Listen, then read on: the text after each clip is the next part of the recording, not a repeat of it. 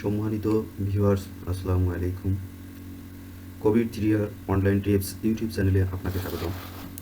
আপনি যদি সরকারি বা বেসরকারি চাকরিজীবী হয়ে থাকেন এবং আপনি যদি চান ঘরে বসেই আপনার রিটার্ন জাতীয় রাজস্ব বোর্ডে জমা দিবেন, তাহলে এই ভিডিওটা শুরু থেকে শেষ পর্যন্ত দেখতে থাকুন। অনলাইনে রিটার্ন সাবমিট করতে হলে আপনাকে ট্যাক্স পেয়ার হিসাবে রেজিস্ট্রেশন করে নিতে হবে। রেজিস্ট্রেশন করতে আপনার একটি টিন নাম্বার অর্থাৎ ট্যাক্স পেয়ার আইডেন্টিফিকেশন নাম্বার এবং আপনার জাতীয় পরিচয়পত্র দ্বারা রেজিস্ট্রিকৃত একটি মোবাইল নাম্বার প্রয়োজন হবে। আপনার যদি টিন নাম্বার না থাকে তাহলে কিভাবে টিন খুলতে পারেন সে সম্পর্কিত আমার একটি ভিডিও আছে, সেটা দেখে নিতে পারেন। ট্যাক্স পেয়ার হিসাবে রেজিস্ট্রেশন করতে হলে আপনাকে জাতীয় রাজস্ব বোর্ডের ওয়েবসাইটে প্রবেশ করতে হবে। জাতীয় রাজস্ব বোর্ডের ওয়েবসাইটে প্রবেশ করার জন্য যে কোনো ব্রাউজারের সার্চ বারে etax.nbr.gov.bd লিখে এনবিআরের ওয়েবসাইটে প্রবেশ করতে হবে। এখান থেকে ই রিটার্ন অপশন সিলেক্ট করতে হবে। ই রিটার্ন অপশন সিলেক্ট করলে একটি পপ আপ মেসেজ দেখতে পাবেন, যেখানে লেখা থাকবে আই অ্যাম অলরেডি রেজিস্টার্ড এবং I am not yet registered.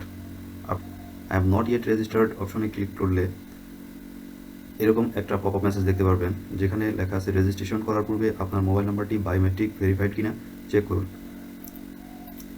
অর্থাৎ আপনার ফোন নাম্বারটা অবশ্যই আপনার জাতীয় পরিচয়পত্র দ্বারা রেজিস্ট্রেশনকৃত হতে হবে। ওকে অপশন সিলেক্ট করার পর সাইন আপ পেজ দেখতে পাবেন।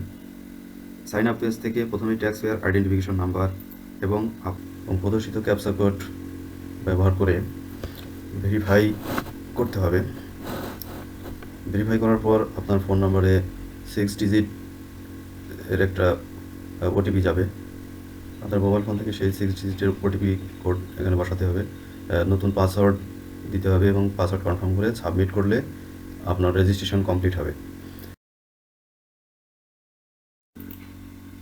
ট্যাক্স পেয়ার হিসাবে রেজিস্ট্রেশন সম্পন্নের পর এই সাইন ইন পেজটা পাবেন।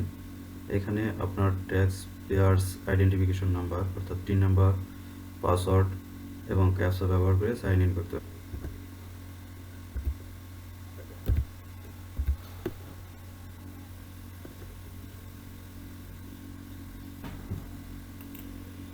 সাইন ইন করার পর আপনি ই রিটার্ন পেজে চলে আসবেন।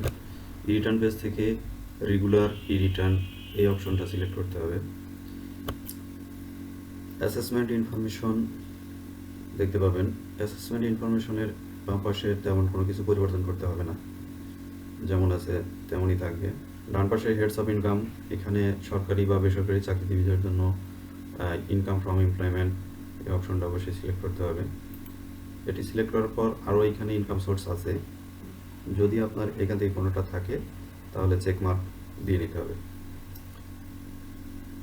Any income from the following sources, এই সোর্স থেকে যদি কোনো আপনার ইনকাম থাকে তাহলে পাশের বক্সে চেক মার্ক দিতে হবে। Then save and continue. Additional information, এখানে location of main source of income, এখানে কয়েকটা লোকেশন দেওয়া আছে।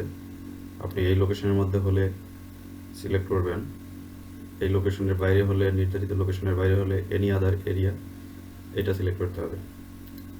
Claim tax rebate for investment, yes থাকবে।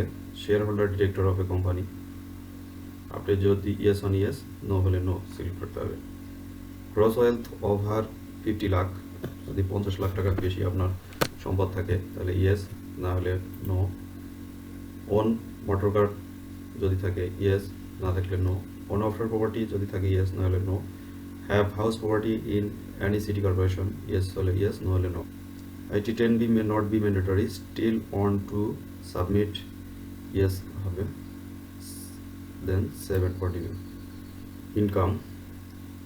ইনকাম ডিটেইল পেজ এইটা, এখানে লক্ষ্য করলে দেখতে পাবেন এখানে বেশ কয়েকটা পেজ আছে এবং পেজের নাম দেওয়া আছে, যেমন অ্যাসেসমেন্ট, আমরা ইতিপূর্বে অ্যাসেসমেন্ট অপশন পূরণ করে আসছি, এখন ইনকাম, এরপরে debit, expenses, assets and liabilities, tax and payment, return due.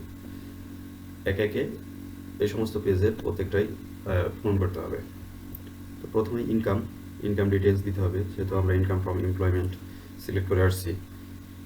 Employment type এখানে আছে government pay scale, payment through আইবাস plus plus, অর্থাৎ আপনার বেতন যদি আইবাস প্লাস প্লাসের মাধ্যমে হয় তাহলে এটা সিলেক্ট করতে হবে। আপনার যদি আইবাস প্লাস প্লাসের মধ্যে না হয় বেতন তাহলে এইটা private or other than government pay scale, সেটা এখান থেকে যে অপশনটা আপনার জন্য প্রযোজ্য আপনি সেটা সিলেক্ট করবেন। আমার জন্য government pay scale payment through আইবাস plus plus এটা প্রযোজ্য, আমি এটা সিলেক্ট করলাম। এরপর নেম অফ দ্য অফিস, আপনার অফিসের নাম লিখতে হবে, এখানে ডেজিগনেশন লিখতে হবে। বেতন ভাতাদির তথ্যাদি পূরণ করতে হলে আপনার অবশ্যই একটা ইয়ারলি স্টেটমেন্ট প্রয়োজন হবে। আপনার বেতন যদি আইবাসের মাধ্যমে হয় সেক্ষেত্রে আইবাস থেকে আপনি এরকম স্টেটমেন্ট পাবেন। এই স্টেটমেন্ট থেকে আপনি এক বছরে কোন খাত থেকে কত টাকা পেয়েছেন তার বিস্তারিত পেয়ে যাবেন এবং টোটাল অ্যামাউন্টও পেয়ে যাবেন। এক বছরে আপনি বেসিক কত টাকা পেয়েছেন, হাউস রেন্ট কত পেয়েছেন, সব কিছু এখানে পেয়ে যাবেন। এইখান থেকেই আপনাকে ইয়ারলি স্টেটমেন্ট হতে আমার বেতন ভাতাদি তথ্য পূরণ করলাম। বেসিক, এক বছরের বেসিক, বাড়ি ভাড়া, চিকিৎসা ভাতা, বাংলা নববর্ষ ভাতা, উৎসব ভাতা, এই অপশনগুলো বাই ডিফল্ট থাকবে। এই অপশনের বাইরেও আমার কিছু প্রাপ্তি আছে, সেগুলো পেতে হলে অ্যাড মোর অপশন এখানে ক্লিক করতে হবে এবং এখান থেকে আমার যেটা আরও প্রয়োজন সেটা আমার খুঁজে নিতে হবে। যেমন আমার শিক্ষা ভাতা আছে, শিক্ষা ভাতা অ্যাড করে নিলাম। তারপর আমার টিফিন ভাতা আছে, টিফিন। তারপর এখান থেকে আপনার আরও যে অপশন প্রয়োজন আপনি খুঁজে বের করে সিলেক্ট করে নেবেন। বেতন ভাতাদি তথ্য পূরণ করা হলে 7 কন্টিনিউ।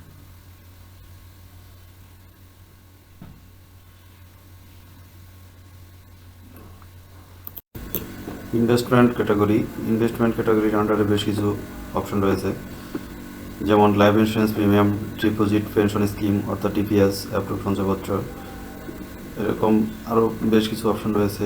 এর মধ্যে কোন ক্যাটাগরিতে আপনার ইনভেস্টমেন্ট আছে সেখানে চেকমার্ক দিতে হবে। তো আমার এখানে শুধু জিপিএফ অর্থাৎ জেনারেল প্রভিডেন্ট ফান্ড এই খাতে আমার ইনভেস্টমেন্ট আছে, আমি এটা চেকমার্ক হবে। এবং কন্ট্রিবিউশন অর্থাৎ চাঁদা এবছরে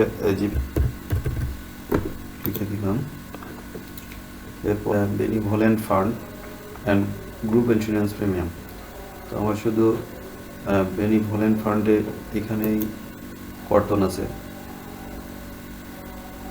আমার এক বছরে 1800 টাকা কর্তন। গ্রুপ ইন্স্যুরেন্স প্রিমিয়াম নাই, 0।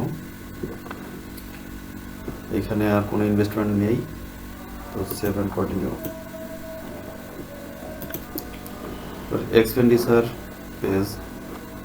এক্সপেন্ডিচার পেজের এইখানে ইয়েস অপশন সিলেক্ট করা থাকলে আপনি এক্সপেন্ডিচার বিভিন্ন খাত ওয়াইজ আপনি লিখে দিতে পারেন। নো সিলেক্ট করে আপনার এক বছরের টোটাল যা খরচ হয়েছে সেই অ্যামাউন্ট লিখে দিতে পারেন।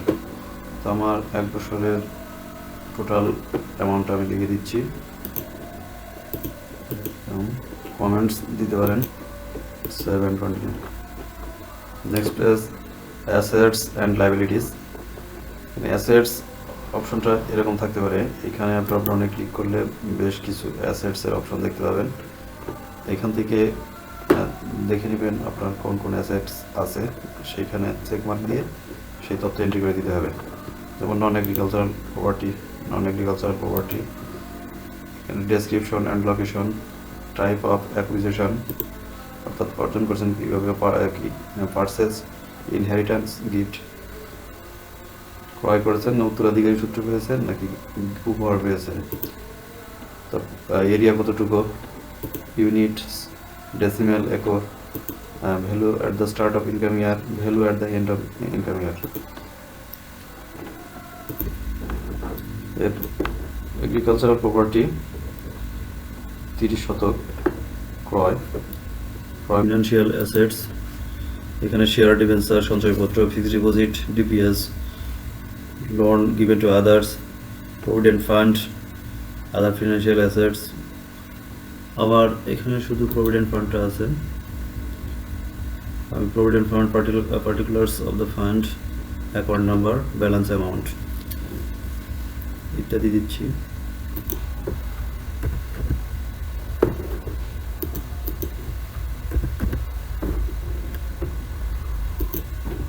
আদার ফিনান্সিয়াল অ্যাসেটস থাকলে দেখাতে পারেন, মোটর কার, গোল্ড। আমার এখানে কিছু গোল্ড দেখাবো যেটা আমি গিফট হিসেবে পেয়েছি। ঘড়ি গিফটের মূল্য দেখানো লাগবে না। Furniture, equipments and electric items,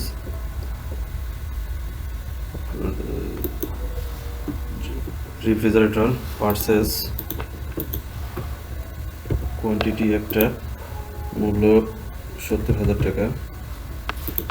other assets থাকলে দেখাতে পারেন, cash and fund outside business, cash in hand হিসেবে আমি দেখাবো 50,000 টাকা। আদার ডিপোজিট, ব্যালেন্স অ্যান্ড অ্যাডভান্স থাকলে দেখাতে পারেন। আর অ্যাসেটস আউটসাইড বাংলাদেশের বাইরে সম্পত্তি থাকলে দেখাতে পারেন। অ্যাসেটসের পর লাইবিলিটিস, এখানে ব্যাংক লোন থাকলে বা আনসিকিউর্ড লোন বা আদার লোন থাকলে এখানে দেখাতে পারেন। আমার ব্যাংক লোন আছে, আমি ব্যাংক লোন দেখাবো। ব্যাংকে দিলাম 8 লাখ টাকা। Sonali Bank, account number, purpose purchase land, জমি করার জন্য, ব্যালেন্স অ্যামাউন্ট 8 লাখ টাকা। আদার লোনের মধ্যে আমার জিপিএফ লোন আছে, আমি সেটার তথ্য এখানে দেবো। Particulars of the lender, General Provident Fund, type of loan, advance received, other details, advance is from GPF, balance amount 1,20,000. Other outflow, annual living expenses, অর্থাৎ আমার বার্ষিক খরচটা, এখানে লস ডিডাকশন, আদার এক্সপেন্স। ডিডাকশনের মধ্যে স্ট্যাম্প ডিউটি বাবদ একটা কর্তন আছে, সেটা দেখানো যেতে পারে। স্ট্যাম্প ডিউটি 10 টাকা হারে 150 টাকা 1 বছরে। অ্যাড মোর একটা কর্তন, এমপ্লয়ি বেনিভোলেন্ট ফান্ড, বেসিকের 1% হয়, কিন্তু 150 টাকার বেশি না, সেই হিসাবে 12 মাসে 150 টাকা হিসাবে 12 মাসে 1800 টাকা। গিফট, ডোনেশন, কন্ট্রিবিউশন যদি থাকে দেখাবেন। সোর্স অফ ফান্ড অর্থাৎ ইনকাম শোন ইন দ্য রিটার্ন, অর্থাৎ চাকরি থেকে যে আমার আয়টা সেটা এইটা। Tax accepted income and allowance এইটা। আদার রিসিপ্ট থাকলে দেখাবেন। Net wealth of previous income ইয়ার, আগের বছর পর্যন্ত আপনার কত সম্পত্তি ছিল এখানে দেখাতে হবে। সর্বশেষে সামারি অপশন। সামারি অপশনের সবচেয়ে গুরুত্বপূর্ণ বিষয় হলো ডিফারেন্স। এই ডিফারেন্স অ্যামাউন্ট অবশ্যই 0 হতে হবে। এখানে মাইনাস ফিগার বা প্লাস ফিগার কোনোটাই রাখা যাবে না, এটা অবশ্যই 0 করতে হবে। সোর্স অফ ফান্ড হলো চাকরি থেকে যে বিভিন্ন প্রাপ্তি দেখানো হয়েছে, সেই টোটাল অ্যামাউন্টটা হলো সোর্স অফ ফান্ড। আর টোটাল ফান্ড আউটফ্লো অর্থাৎ জমি কেনা বাবদ যে খরচ হয়েছে এবং অন্যান্য খরচ বাবদ টোটাল এই অ্যামাউন্টটা। এই অ্যামাউন্টটা সোর্স অফ ফান্ডের চেয়ে এত ডিফারেন্স, এই পরিমাণটা হলো বেশি, অর্থাৎ আমার আয়ের উৎসের চেয়ে খরচ বেশি হয়ে গেছে। তাহলে এই টাকাটা আমি কোথায় পেলাম? এই টাকাটা আমার হলো পূর্বেই ছিল, এই আয় বর্ষের আগেই এই টাকাটা আমার হাতে ছিল। তো এই অ্যামাউন্টটা আমি net wealth at the last date of previous income year এখানে বসায় দিলে এই ডিফারেন্সটা 0 হয়ে যাবে।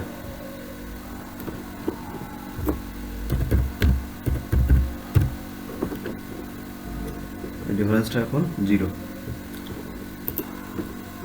এবছর প্রথমবারের মতো রিটার্ন সাবমিট করার জন্য নেট ওয়েলথে ওই পরিমাণ অর্থ আমি এখানে বসাতে পারলাম, কিন্তু আগামী কর বর্ষে কিন্তু আমার নেট ওয়েলথ এইখানে যে অ্যামাউন্ট আছে এর চেয়ে কমও বসাতে পারবো না, এর চেয়ে বেশিও বসাতে পারবো না। তো অবশ্যই নেট ওয়েলথের পরিমাণটা অবশ্যই আমাকে মনে রাখতে হবে বা লিখে রাখতে হবে। এই নেট ওয়েলথটা আগামী কর বর্ষে এইখানে বসাতে হবে। Net wealth at the last date of previous income year এখানে বসাতে হবে এই নেট ওয়েলথের পরিমাণটা। সেক্ষেত্রে এখানে কিছু ডিফারেন্স হতে পারে। কখনো আবার এখানে ডিফারেন্সে প্লাস ফিগার দেখা যেতে পারে। তো এই ডিফারেন্স জিরো করার জন্য সেক্ষেত্রে এক্সপেন্ডিচার বা অ্যাসেটসের সাথে সমন্বয় করলে এই ডিফারেন্স জিরো হয়ে যাবে। এই পরিমাণ টাকা ক্যাশ অ্যাট ব্যাংক অথবা ক্যাশ ইন হ্যান্ডের সাথে সমন্বয় করা যেতে পারে। ক্যাশ ইন হ্যান্ড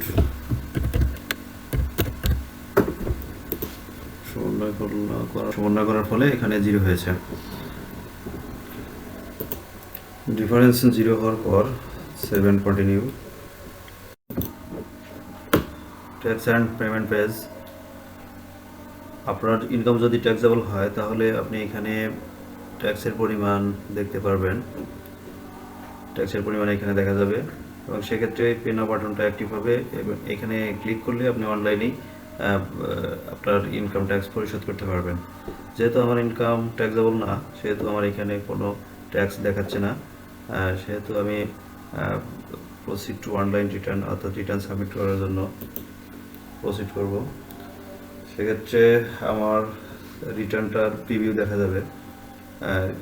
এখানে রিটার্নটা একবার দেখে অনলাইনে সাবমিট করে দেব। সাবমিট টু রিটার্ন এখানে ক্লিক করলেই এখন রিটার্নটা জাতীয় রাজস্ব বোর্ডের সার্ভারে জমা হবে। Submit to return. Do you want to submit return? Yes. Return submit successful হলে কনগ্রাচুলেশন মেসেজ দেখাবে। Your return submission was successful. Reference number দেখা যাবে। এখান থেকে অ্যাকনলেজমেন্ট রিসিপ্ট পাওয়া যাবে। এখানে ক্লিক করলে আপনার প্রাপ্তি স্বীকারপত্র পাবেন। এখানে রিটার্ন রেজিস্টারের ক্রমিক নম্বর, অনলাইন ক্রমিক নম্বর দেখতে পারবেন। রিটার্ন দাখিলের তারিখ দেখতে পারবেন। আপনার কর অঞ্চল কোনটা সেটা দেখতে পারবেন এবং এখানে ডাউনলোডে ক্লিক করে ডাউনলোড করে প্রিন্ট করে নিতে পারবেন। আবার ট্যাক্স রেকর্ড অপশন হতে tin certificate, express certificate download করে নিতে পারবেন। এখানে total income, net wealth, paid tax এখানে চেকমার্ক দিলে এইখানে সেই সমস্ত তথ্য দেখতে পারবেন এবং ডাউনলোড করে প্রিন্ট করে নিতে পারবেন।